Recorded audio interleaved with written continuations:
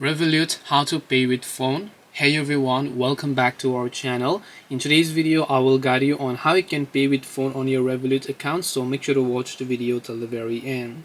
So if you'd like to pay with your phone on Revolut, it's actually quite very simple to do so.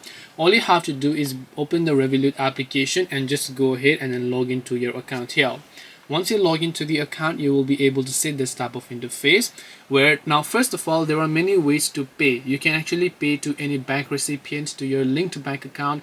You can send money to any card depending on whatever else it is you wish to prefer. You can just select the cash option over here. You can see you can put money aside and manage it by yourself, or you can see your linked accounts here. You can link a bank account if you'd like to pay using your phone. You can directly send money by coming to the transfers tab as well and then simply tapping on get started option. So making sure you select the proper recipients from here, and after that you will be able to send money to them.